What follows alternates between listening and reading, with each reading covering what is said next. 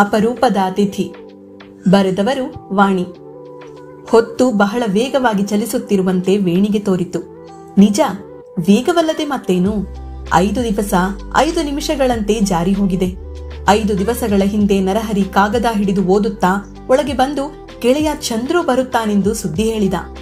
ಸುದ್ದಿಯ ಹಿಂದೆಯೇ ಗೆಳೆಯ ಬಂದ. ನರಹರಿ, ನಾಗವೇಣಿ ಇಬ್ಬರು ಉತ್ಸಾಹದಿಂದ ಅವನನ್ನು ಸ್ವಾಗತಿಸಿದರು. ಗೆಳೆಯನನ್ನು ನೋಡಿ 6 ವರ್ಷಗಳೇ ಆಗಿ ಹೋಗಿದ್ದವು. 6 ವರ್ಷ ಬಹಳ ದೀರ್ಘಾವಧಿ. ಆ ಅವಧಿಯಲ್ಲಿ ಗೆಳೆಯ ಬದಲಾಯಿಸಿರುವುದು ಆಶ್ಚರ್ಯವಲ್ಲ. ತಾವೇ ಬದಲಾಯಿಸಿಲ್ಲವೇ ಈಗ? ಕಂಕಣ ಕಟ್ಟಿಕೊಂಡು ವೇಣಿಯೊಡನೆ ಹಸೆಯಲ್ಲಿ ಕುಳಿತಿದ್ದಾಗ ಚಂದ್ರು ಮದುವೆಯ ಚಪ್ಪರದ ತುಂಬ ಓಡಾಡಿದ್ದ. ಕುಂಕುಮ ತುಂಬಿದ ಕರಡಿಗೆಯನ್ನು ವೇಣಿಗೆ ಕೊಟ್ಟು, ನರಹರಿ ನನ್ನ ಬಾಲ್ಯ ಸ್ನೇಹಿತ, ಅವನು ನಿನಗೆ ಪತಿಯಾಗಿ ದೊರಕಿರೋದು ನಿನ್ನ ಸೌಭಾಗ್ಯನಮ್ಮ, ಅದು ಚಿರಕಾಲ ಇರ್ಲಿ ಎಂದು ಹರಸಿ ಹೋಗಿದ್ದ. ಹಿಂದೆ ಅವನ ಮರುಭೇಟಿ. ಗೆಳೆಯರ ನಡುವಿನ ಮಾತಿನ ಮಳೆ ಹರಿಯಿತು. ಹಳೆಯ ನೆನಪುಗಳು ಅದರಲ್ಲಿ ಕೊಚ್ಚಿ ಹೋದವು. ವೇಣಿ ತಂದುಕೊಟ್ಟ ಬಿಸಿ ಕಾಫಿ ಹೀರಿದ್ದು ಸಹ ಅವರಿಗೆ ನೆನಪಿಲ್ಲ. ನರಹರಿ ಆಫೀಸ್ಗೆ 3 ದಿನ ರಜಾ ಹಾಕಿ ಮನೆಯಲ್ಲೇ ಉಳಿದ. ಗೆಳೆಯನೊಡನೆ ಊಟ ತಿಂಡಿ, ಹೊರಗೆ ಸುತ್ತುವುದು, ಇದರಲ್ಲೇ ವೇಳಿ ಉರುಳಿದ್ದೇ ಗೊತ್ತಾಗಲಿಲ್ಲ. ವೇಣಿ ಒಳ್ಳೆಯ ಗೃಹಿಣಿ. ಅತಿಥಿಗೆ ಆದರಿಸಿ ಉಪಚರಿಸುವುದರಲ್ಲಿ ಸ್ವಲ್ಪವೂ ಹಿಂದಾಗಲಿಲ್ಲ.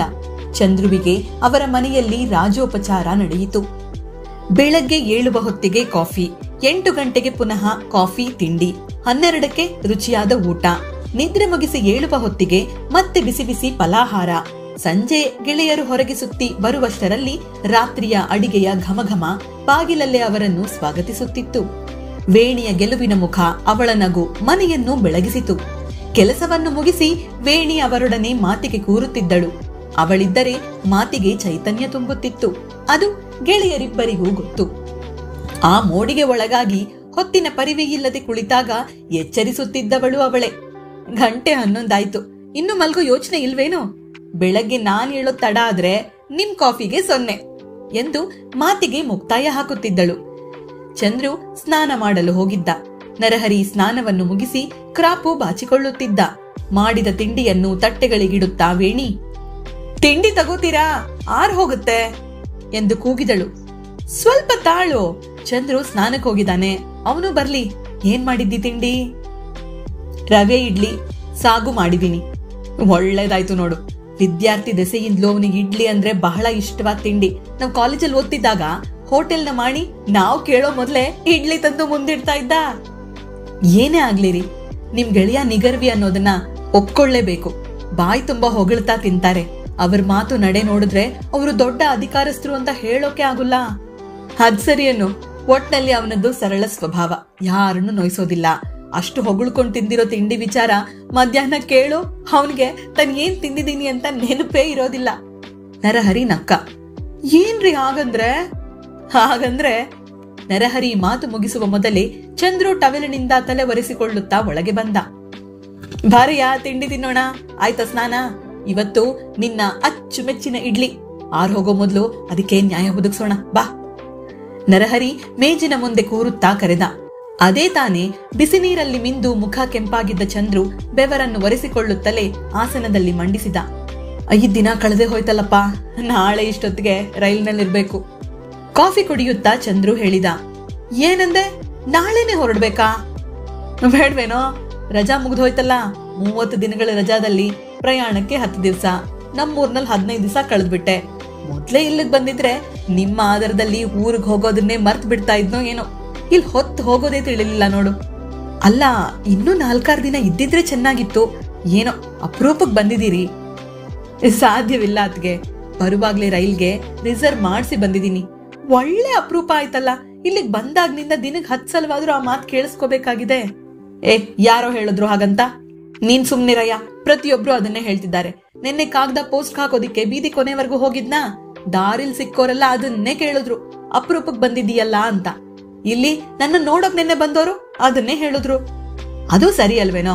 ಅವ್ರು ಹೇಳಿದ್ದು ನಿಜಾನೇ ತಾನೆ? ನೀನ್ ಈ ಕಡೆ ಬಂದು ಎಷ್ಟು ವರ್ಷವಾಯ್ತು? 10 ಸರಿನಯ್ಯ, ಅದು ನನಗೂ ಗೊತ್ತು. ಅವರೆಲ್ಲ ಮನೆ ಬಾಗಿಲಿನಲ್ಲಿ ಹಾಯಾಗಿರೋರು. ನಮ್ ಕಷ್ಟ ಅವ್ರಿಗೆ ಏನ್ ಗೊತ್ತಾಗತ್ ಹೇಳೋ? 1000 ಮೈಲಿ ಪ್ರಯಾಣ ಮಾಡಿ ಬರೋದು ಏನ್ ಸುಲಭದ ಮಾತೆ? ಅಥವಾ ನೆನೆಸ್ಕೊಂಡಾಗ್ಲೆಲ್ಲ ಬರೋಕು ಆಗತ್ತೇನು? ನಿಮ್ ಪಾಡು ನಿಮ್ದು, ಅದೆಲ್ಲ ನಮಗ್ ಗೊತ್ತಾಗೋದಿಲ್ಲ. ನೀವಿನ್ನೂ ಕೆಲವು ದಿವಸ ಇದ್ದಿದ್ರೆ ಚೆನ್ನಾಗಿತ್ತು, ಅಷ್ಟ್ ಮಾತ್ರ ಹೇಳ್ಬಲ್ಲೆ. ವೇಣಿ ಹೇಳಿದಳು. ಇನ್ನೊಂದ್ಸತಿ ಬಂದಾಗ ನಿಮ್ಮಲ್ಲೇ ಹೆಚ್ಚು ದಿವಸ ಇದ್ರೆ ಆಯ್ತಲ್ಲ ಅತ್ಗೆ. ಅಂದ್ಹಾಗೆ ಇವತ್ ನನಗೆ ನಿಮ್ಮಲ್ಲಿ ಊಟವಿಲ್ಲ. ಅರೆ ಅದ್ಯಾಕೆ? ನಿನ್ನೆ ಬಂದಿದ್ರಲ್ಲ ಸ್ನೇಹಿತರು, ಅವ್ರ ತಮ್ಮನೆಗ್ ಬರ್ಬೇಕು ಅಂತ ಬಹಳ ಹೇಳಿದ್ದಾರೆ. ನಾನ್ ತಪ್ಪಿಸ್ಕೊಳ್ಳೋಕ್ ತುಂಬಾ ಒದ್ದಾಡ್ದೆ. ಬಿಡ್ಬೇಕಲ್ಲಪ್ಪ, ಕೊನೆಗೆ ಒಪ್ಲೇಬೇಕಾಯ್ತು. ನರ್ಹರಿ, ನಿನ್ನನ್ ಕರ್ದಿಲ್ವೇನೋ? ಇಲ್ಲಪ್ಪ, ನಾನ್ ಇಲ್ಲೇ ಇರೋನು. ನನಗೆ ಯಾಕೆ ಔತನಾ? ನೀನಾದ್ರೆ ಅಪರೂಪಕ್ ಬಂದಿರೋನು, ಕರೆಕ್ಟಾ? ಚಂದ್ರು ಮಾತು ಪೂರ್ತಿ ಮಾಡಿದ. ಮೂವರು ಮನೆ ತುಂಬುವಂತೆ ಜೋರಾಗಿ ನಕ್ಕರು. ಚಂದ್ರು ಬಟ್ಟೆ ಹಾಕಿಕೊಂಡು ಹೊರಟ. ಪೇಟೆ ಕಡೆ ಸುತ್ತಾಡಿಕೊಂಡು ಹೋಗೋಣವೆಂದುಕೊಂಡು ಸ್ವಲ್ಪ ಬೇಗನೆ ಮನೆ ಬಿಟ್ಟ. ಮಾರನೆಯ ದಿನದ ಪ್ರಯಾಣಕ್ಕೆ ಮೊದಲು ಕೊಳ್ಳುವ ಕೆಲವು ಸಣ್ಣ ಅವಶ್ಯಕತೆಗಳು ಇದ್ದವು.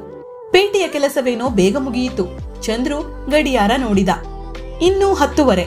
ಔತಣ ಕೊಟ್ಟವರು 12 ಗಂಟೆಗೆ ಬರುವಂತೆ ಹೇಳಿದ್ದರು. ಇನ್ನೂ 1:30 ಗಂಟೆ ಕಾಯಬೇಕು. ಆದರೇನು, ಅಲ್ಲೇ ಹೋಗಿ ಹರಟುತ್ತಾ ಕೂತರಾಯ್ತು.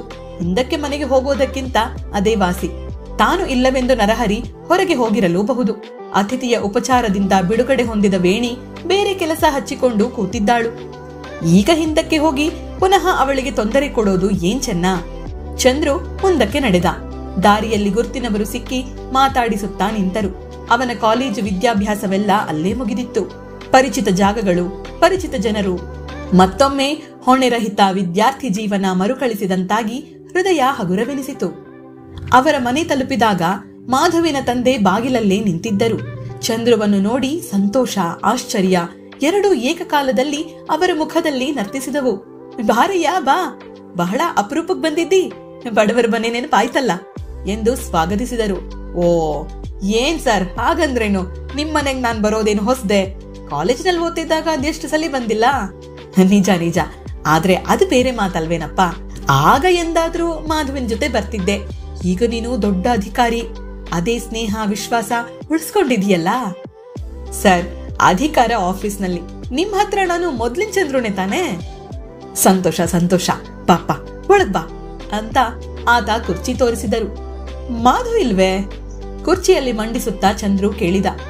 ಎಲ್ಲ ಹೊರಗ್ ಹೋದ್ನಪ್ಪ, ಇನ್ನೇನೀಗ ಬಂದ್ಬಿಡ್ತಾನೆ. ಚಂದ್ರು ಕುಳಿತಂತೆ ಸುತ್ತ ತನ್ನ ನೋಟ ಹರಿಸಿದ. ಅದೇ ಹಳೆಯ ಮನೆ, ಸುಣ್ಣ ಬಣ್ಣ ಕಾಣದ ಗೋಡೆಗಳು, ಧೂಳು ಹಿಡಿದಿದ್ದ ಅದೇ ಹಳೆಯ ಪಠಗಳು. ಅಷ್ಟು ದೀರ್ಘಾವಧಿಯಲ್ಲಿ ಅಲ್ಲೇನೂ ಬದಲಾವಣೆ ಆಗಿರಲಿಲ್ಲ. ಇನ್ನು ನಿನ್ನೆ ಮೊನ್ನೆ ಅಲ್ಲಿ ಕುಳಿತಿದ್ದೇನೆ ಅನ್ನಿಸಿತು. ಅವನನ್ನು ಅಲ್ಲಿ ಬಿಟ್ಟು ಮಾಧುವಿನ ತಂದೆ ಒಳಗೆ ಹೋದರು.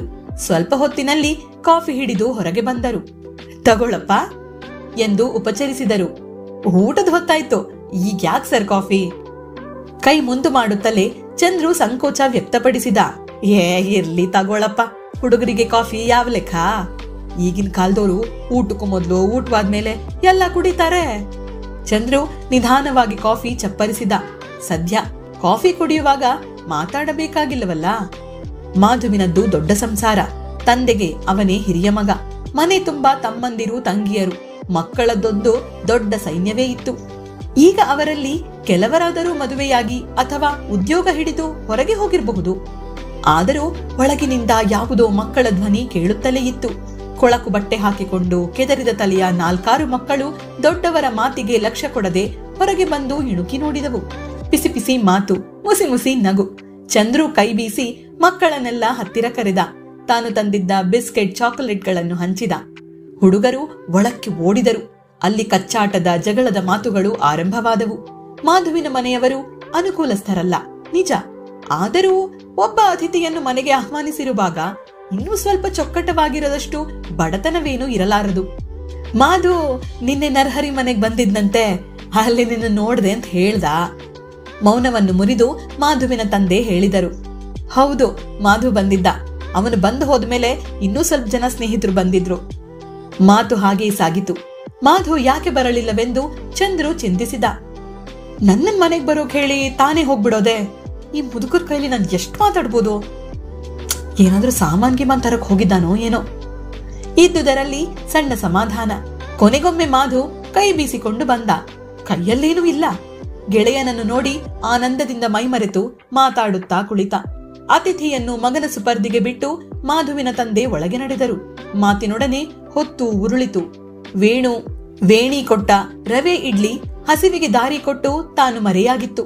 ಒಳಗಿನಿಂದ ಊಟಕ್ಕೆ ಕರೆಯಬಹುದೆಂದು ಚಂದ್ರು ಕಾದೇ ಕಾದ. ಕಾದು ಕಾದು ಬೇಸತ್ತು ಗಡಿಯಾರ ನೋಡಿಕೊಂಡ. ಗಡಿಯಾರ ನಗುತ್ತಿರುವಂತೆ ತೋರಿತು. ಗಂಟೆ 1 ಮಾಧುವಿನ ತಂದೆ ಒಂದೆರಡು ಸಲ ಬಗ್ಗಿ ನೋಡಿದರು. ತಂದೆ ಮಗ ಕಣ್ಸನ್ನೆಯಲ್ಲೇ ಮಾತಾಡಿಕೊಂಡಂತೆ ತೋರಿತು. ಬಂದ ಅತಿಥಿ ಹೊರಡುವ ಯೋಚನೆಯೇ ಇಲ್ಲದೆ ಕುಳಿತಲ್ಲೇ ಬೇರು ಬಿಟ್ಟರೆ. ಮಾಧು ಆಕಳಿಸಿ ಮೈಮುರಿದ. ಕಾಫಿ ಮಾಡಿಸ್ಲೋ ಅಥವಾ ನಿನ್ಗೆ ಚಹಾ ಅಭ್ಯಾಸವೋ ಎಂದು ಕೇಳಿದ. ನನ್ ಬಂದಾಗ್ಲೇ ಕಾಫಿ ಆಯ್ತಪ್ಪ, ಹೀಗ್ಯಾಕ್ ಮತ್ತೆ? ಈಗ ಕುಡಿದ್ರೆ ಮತ್ತೆ ಊಟ ಸೇರೋದಿಲ್ಲ. ಮಾಧುವಿಗೆ ಏನು ತೋರಿತೋ. ಬಂದೇ ಇರೋ ಎನ್ನುತ್ತಾ ಎದ್ದು ಒಳಗೆ ಹೋದ. 1-2 ನಿಮಿಷಗಳಲ್ಲಿ ಹೊರಗೆ ಬಂದು, ಹೇಗೂ ಹೊತ್ತಾಯ್ತು, ಇಲ್ಲೇ ಊಟ ಕೇಳಯ್ಯ ಎಂದು ಅನುಮಾನಿಸುತ್ತಾ ಹೇಳಿದ. ಹೊಟ್ಟೆ ಹಸಿದಿದ್ದ ಚಂದ್ರು ಅವನ ಅನುಮಾನವನ್ನು ಗಮನಿಸಲೇ ಇಲ್ಲ. ಅದಕ್ಕೆ ಬಂದಿದ್ದೀನಿ, ಸಂಕೋಚ ಯಾಕೋ ಮಾರಾಯ ಎನ್ನುತ್ತಾ ಎದ್ದೇ ಬಿಟ್ಟ. ಬಾಗಿಲಿನಲ್ಲೇ ನಿಂತಿದ್ದ ಮಾಧುವಿನ ತಂದೆ, ಮಾಧು, ಒಂದ್ ಪಂಚೆ ಕೊಡೋ, ನಮ್ಮನೇಲಿ ನೆಲದ ಮೇಲೆ ಊಟ ಎಂದರು. ಚಂದ್ರು ರೂಮಿಗೆ ಹೋಗಿ ಬಟ್ಟೆ ಬದಲಿಸಿಕೊಂಡು ಹೊರಗೆ ಬಂದಾಗ ಒಬ್ಬ ಹುಡುಗಿ ಬಟ್ಟಲಲ್ಲಿ ಎಣ್ಣೆ ಹಿಡಿದು ಒಳಗೆ ಹೋದಳು. ಅವಳು ಕೈ ಮುಚ್ಚಿಕೊಂಡಿದ್ದರೂ ಬಟ್ಟಲಲ್ಲಿದ್ದುದು ಎಣ್ಣೆ ಎಂದು ಕಾಣಿಸಿತು. ಒಳಗೆ ರುಬ್ಬುತ್ತಿದ್ದ ಸದ್ದಿನ ಜೊತೆಗೆ ಸಂಡಿಗೆ ಕರಿಯುತ್ತಿದ್ದ ವಾಸನೆಯೂ ಬಂತು. ಚಂದ್ರು ನೀರು ಮನೆಗೆ ಹೋಗಿ ಕೈಕಾಲು ತೊಳೆದು ಬಂದು ಎಲೆಯ ಮುಂದೆ ಕುಳಿತ. ಎಡದಲ್ಲಿ ಮಾಧು, ಬಲಗಡೆಗೆ ಅವನ ತಂದೆ. ಎದುರು ಸಾಲಿನಲ್ಲಿ ಸಾಲಾಗಿ ಹಾಕಿದ್ದ ತಟ್ಟೆಗಳ ಮುಂದೆ ಹುಡುಗರು. ಅತ್ತೆ ಸೊಸೆ ಸೊಂಟ ಕಟ್ಟಿ ಬಡಿಸಲು ನಿಂತಿದ್ದರು. ಸಾಧಾರಣ ಊಟ, ಆದರೆ ಅವರ ಅಭಿಮಾನ ಆದರ ಸಾಧಾರಣವಾಗಿರಲಿಲ್ಲ. ಹೃದಯ ತುಂಬುವಂತಿತ್ತು. ಊಟವಾದ ಮೇಲೆ ಚುಟುಕು ನಿದ್ರೆ ಮುಗಿಸಿ ಚಂದ್ರು ಮನೆಯ ಕಡೆ ಹೊರಟಾಗ ಗಂಟೆ 4 ವೇಣಿ ಮುಂಬಾಗಿಲಲ್ಲೇ ನಿಂತಿದ್ದಳು. ನರಹರಿ ಗೇಟ್ನಲ್ಲೇ ಕಾದುಕೊಂಡಿದ್ದ. ಅರೆ, ಎಲ್ಲಿ ಹೋಗಿದ್ಯಪ್ಪ ಚಂದ್ರು ಎಂದು ಕುತೂಹಲದಿಂದ ವಿಚಾರಿಸಿದ. ಹೇಳಿರ್ಲಿಲ್ವೇ, ನಾನು ಊಟಕ್ಕೆ ಹೋಗ್ತೀನಿ ಅಂತ ಬೆಳಿಗ್ಗೆನೆ ಹೇಳಿದ್ನಲ್ಲೋ? ಹೇಳ್ದ ಹಾಗೆ ನೆನಪು. ನಾನು ಕೆಲವು ಸಲ ಮರೆಯೋದುಂಟು, ಆದ್ರಿವತ್ತು ಖಂಡಿತ ಹೇಳಿದ್ದೆ ಅಲ್ವೇ ಅತ್ಗೆ?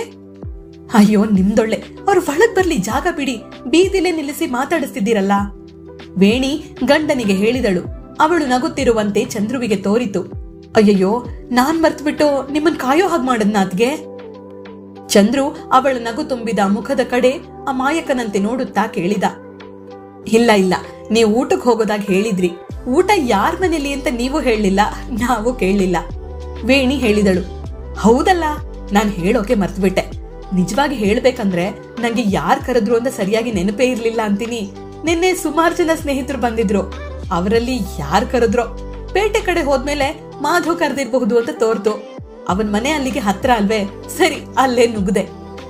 ಒಳ್ಳೆ ಕೆಲ್ಸಾನೇ ಮಾಡಿದ್ರಿ. ಊಟ ಆಯ್ತು ತಾನೆ? ಓ, ಭೇಷಾಗಾಯ್ತು ಅತ್ಗೆ. ಸ್ವಲ್ಪ ಲೇಟ್ ಆಯ್ತು. ಮಾಧು ಮನೇಲೇ ಇರ್ಲಿಲ್ಲ, ಎಲ್ಲೋ ಹೋಗಿದ್ದವನು ನಾನ್ ಹೋದ ಎಷ್ಟೋ ಹೊತ್ತಿನ ಬಂದ. ಆದ್ರೇನು ಬಹಳ ವಿಶ್ವಾಸದ ಜನ ಅತ್ಗೆ. ಮನೇಲಿ ಊಟ ಮಾಡಿದ ಹಾಗೆ ಇತ್ತು. ಎಲ್ಲೋ ಹೊರಗಡೆ ಊಟಕ್ಕೆ ಬಂದಿದ್ದೀನಿ ಅಂತ ಅನ್ನಿಸ್ಲೇ ಇಲ್ಲ. ಅದೇನೋ ಸರಿ ಹೋಯ್ತಪ್ಪ, ಆದ್ರೆ ನೀನ್ ಹುಡುಕೊಂಡು ಊರೆಲ್ಲ 3 ಸುತ್ತು ಬಂದೆ. ನೀನು ಮಾಧುವಿನ ಮನೆಗೆ ಹೋಗಿರ್ಬಹುದು ಅಂತ ನನ್ಗೆ ಅನ್ನಿಸ್ಲೇ ಇಲ್ಲ ನೋಡು ನರಹರಿ ಹೇಳಿದ. ಅಂಥದ್ದೇನು ಅಗತ್ಯ ಇದ್ದಿದ್ದು? ಹೇಗೂ ಬರ್ತಿದ್ನಲ್ಲ. ಅಗತ್ಯವಿದ್ದಿದ್ರಿಂದಲೇ ಹುಡುಕಿದ್ದು. ನಾಗರಾಜ ನಿನ್ನನ್ ಕರಿಯೋಕ್ ಬಂದಿದ್ದ. ಒಂದ್ಸಲ ಅಲ್ಲ ಮಾರಾಯ, 4 ಸಲ. ಅದೇನಂತೋ? ಯಾಕಂತೆ? ಚಂದ್ರುವಿಗೆ ಆಶ್ಚರ್ಯ. ನಿನಗೆ ಊಟಕ್ಕೆ ಕರೆದಿರೋ ತಪ್ಪಿಗೆ ಔತಣದ ಅಡಿಗೆ ಮಾಡಿಟ್ಕೊಂಡು ನಿನಗಾಗಿ ಕಾದು ಕಾದು ಸಾಕಾಗಿ ಇಲ್ಲಿಗೆ ಹುಡುಕೊಂಡ್ ಬಂದ. ನಿಮ್ಮನೆಗೆ ಹೋದ ಅಂತ ಹೇಳ್ದೆ. ನಾನ್ ಈ ಕಡೆ ಬಂದ್ಮೇಲೆ ಆ ಕಡೆ ಬಂದಿರಬಹುದೋ ಏನೋ ಅಂದ್ಕೊಂಡು ಮನೆ ಕಡೆ ಓಡ್ದ. ಬಾಗ್ಲಲ್ಲೇ ಮುಖ ಮುಣುಗಿಸ್ಕೊಂಡ್ ನಿಂತಿದ್ದವನ್ ಹೆಂಡತಿ ನೀನ್ ಬಂದಿಲ್ಲ ಅಂತ ತಲೆ ಆಡ್ಸದ್ಲಂತೆ. ಮತ್ ವಾಪಸ್ ಬಂದ. ನಾವಿಬ್ರು ಸೇರಿ ಊರೆಲ್ಲ ಸುತ್ತಾಡ್ಕೊಂಡ್ ಬಂದ್ವಿ. ಅವನ್ ಸುಸ್ತಾಗಿ ಅವನ್ ಮನೆಗ್ ಹೋದ. ನಾನು ಗೇಟಲ್ಲೇ ನಿಂತಿದ್ದೆ, ನೀನ್ ಬಂದೆ. ಅರೆರೆ, ಎಂಥ ಕೆಲ್ಸ ಆಗೋಯ್ತು ನರಹರಿ, ನನಗ್ ಗೊತ್ತೇ ಆಗ್ಲಿಲ್ಲ ಚಂದ್ರು ಪೆಚ್ಚಾಗಿ ಹೇಳಿದ. ನರಹರಿ ಸುಮ್ಮನಿದ್ದುದನ್ನು ನೋಡಿ, ನರಹರಿ, ಹಾಗಾದ್ರೆ ನನ್ನನ್ನು ಊಟಕ್ಕೆ ಕರೆದಿದ್ದು ನಾಗರಾಜನೇನೋ, ಮಾಧು ಅಲ್ವೇ ಎಂದು ಪ್ರಶ್ನಿಸಿದ. ಇರ್ಬೇಕಪ್ಪ, ನಿನ್ನನ್ ಮಾತಾಡ್ಸೋ ಬರದಲ್ಲಿ ಯಾರ್ ಏನ್ ಹೇಳಿದ್ರೋ ಏನ್ ಕರೆದ್ರೋ ನನಗಂತೂ ನೆನ್ಪಿಲ್ಲ. ಚಂದ್ರು ಒಂದು ಕ್ಷಣ ತಲೆ ಕರೆಯುತ್ತಾ ನಿಂತ. ಮಾಧು ಮನೆಯಲ್ಲಿ ಇರದಿದ್ದುದು ತನ್ನನ್ನು ನೋಡಿ ಅವನಿಗಾದ ಆಶ್ಚರ್ಯ. ತಾನು ಊಟಕ್ಕೆದ್ದಾಗ ಅವಸರದಲ್ಲಿ ನೆರೆಮನೆಯಿಂದ ಎಣ್ಣೆ ತಂದು ಸಂಡಿಗೆ ಕರೆದು ಚಟ್ನಿ ರುಬ್ಬಿ ಮಾಡಿದ್ದ ಅನ್ನ ಹುಳಿಯೊಂದಿಗೆ ಬಡಿಸಿದ್ದು, ತಾನು ಎಷ್ಟು ಹೊತ್ತಾದರೂ ಏಳದಿದ್ದಾಗ ತಂದೆ ಮಕ್ಕಳು ಕಣ್ಣಲ್ಲೇ ಮಾತಾಡಿದ್ದು. ಛೆ, ಎಲ್ಲಕ್ಕೂ ಈಗ ಅರ್ಥ ಹೊಳೆಯಿತು. ಚಂದ್ರುವಿಗೆ ತನ್ನ ಮೇಲೆ ತನಗೆ ಸಿಟ್ಟು ಬಂತು. ತನ್ನ ಮರೆವಿಗೆ ನಗಬೇಕೋ ಕೋಪಗೊಳ್ಳಬೇಕೋ ತಿಳಿಯಲಿಲ್ಲ. ತಟ್ಟನೆ ಎದ್ದು ನಿಂತ. ಏಯ್, ಎಲ್ಗಯ್ಯ ಹೊರಟೆ? ನರಹರಿ ಕೈ ಹಿಡಿದು ಕೇಳಿದ. ನನ್ ಬುದ್ಧಿಗಿಷ್ಟು. ಒಬ್ಬ ಗೆಳೆಯನ್ಗೆ ಹೊತ್ತಲ್ ಹೋಗಿ ತೊಂದರೆ ಕೊಟ್ಟೆ. ಅದೇನೋ ಬಿಡು, ಕ್ಷಮಾರ್ಹ ಅನ್ಕೊಳ್ಳೋಣ. ನಾಗರಾಜನ ಕೊಡ್ತೊಂದ್ರೆ ಯಾರೂ ಕ್ಷಮಿಸುವಂತದ್ದಲ್ಲ. ಗಂಡ ಹೆಂಡತಿ ಪಾಪ ನನಗಾಗಿ ಕಾದು ಎಷ್ಟು ಬೇಸರ ಪಟ್ರೋ ಏನೋ. ನಾನು ಹೋಗಿ ಅವ್ರನ್ನ ಕ್ಷಮೆ ಕೇಳೋದಕ್ಕೂ ನಂಗೆ ಸಂಕೋಚ ಆಗುತ್ತೆ. ಆದ್ರೂ ಹೋಗ್ತೀನಿ. ಅಷ್ಟ್ಯಾಕಪ್ಪ ಅವಸರ, ನಿಧಾನವಾಗಿ ಹೋಗುವಂತೆ. ಈಗ ತಾನು ಬಂದಿದ್ದೀ, ಕೂತ್ಕೋ. ಅವ್ರು ತಪ್ಪು ತಿಳ್ಕೊಳಲ್ವೇನೋ ನರಹರಿ? ಅವನೇನು ಅನ್ಕೊಳಲ್ವೋ? ನನಗ್ ಹಾಗನ್ಸತ್ತಪ್ಪ. ಅದ್ ಹೇಗೆ ಹೇಳ್ತೀಯಾ? ಹೇಗೆ ಅಂದ್ರೆ ಅದು ಎಲ್ಲರಿಗೂ ಗೊತ್ತಿರೋ ಸತ್ಯ ಬಿಡು. ನಮ್ಮಂಥವ್ರು ಆ ಕೆಲಸ ಮಾಡಿದ್ರೆ ಎಲ್ರು ಇವನ್ಗೇನ್ ಬಂತು ಅಂತಾರೆ. ದೊಡ್ಡ ಪ್ರೊಫೆಸರ್ಗಳು, ವಿಜ್ಞಾನಿಗಳು ಹಾಗೆ ಮರೆಯೋದು ಅವ್ರ ಹಕ್ಕು ತಾನೆ. ಚಂದ್ರು ನಿಧಾನವಾಗಿ ನಕ್ಕ. ಗಂಟಿಕ್ಕಿದ ಮುಖ ಆತಂಕವನ್ನು ಕಳೆದುಕೊಂಡು ಸಡಿಲವಾಯ್ತು. ಗುರುವೇ, ರಾತ್ರಿಗೆ ನಮ್ಮನೇಲೆ ಔತಣ, ಅದನ್ ಮರೆಯೋದಿಲ್ಲ ತಾನೆ? ಬೆಳಿಗ್ಗೆ ಬೇರೆ ಹೊರಡ್ತಾ ಇದ್ದೀ? ನರಹರಿ ಕೆಣಕಿ ಕೇಳಿದ. ಮರೆಯೋದೆಲ್ಲಪ್ಪ ಬಂತು. ನೀನ್ ನನ್ ಬೆನ್ ಹಿಂದೆನೆ ಇರ್ತೀಯಲ್ಲ ಮಾರಾಯ. ಇಲ್ಲೇ ಇರ್ತೀನಿ ಬಿಡು. ರೀ, ನಿಮ್ಮಿಬ್ಬರಿಗೂ ಒಂದ್ ವಿಷಯ ಹೇಳೋಕಿದೆ. ರಾತ್ರಿ ನಾಗರಾಜ್ ಅವ್ರ ಮನೆಯವ್ರನ್ನ ಇಲ್ಲಿಗೆ ಊಟಕ್ಕೆ ಕರೆದಿದ್ದೀನಿ. ಆಗ್ಲಾದ್ರೂ ಎಲ್ರೂ ಒಟ್ಟಿಗೆ ಸೇರ್ಬೋದಲ್ಲ. ಮಧ್ಯಾಹ್ನ ನಿಮ್ ಸ್ನೇಹಿತರಿಗೋಸ್ಕರ ಮಾಡಿರೋ ತಿಂಡಿನೆಲ್ಲ ಇಲ್ಲೇ ತನ್ನಿ ಅಂತ ಹೇಳಿದೀನಿ. ಆಗ್ಬೋದಲ್ವಾ? ಆಕೆ ಕೂಡ ಅದೇ ಒಳ್ಳೇದು ಅಂತ ಹೇಳಿದ್ದಾರೆ. ಸರಿ ತಾನೆ? ವೇಣಿಯ ಪ್ರಶ್ನೆಗೆ ಇಬ್ಬರೂ ಉತ್ತರ ಕೊಡಲಿಲ್ಲ. ಅದಕ್ಕಿಂತ ಉತ್ತಮ ಪರಿಹಾರ ಸೂಚಿಸುವುದು ಅವರಿಗೂ ಸಾಧ್ಯವಿರಲಿಲ್ಲ.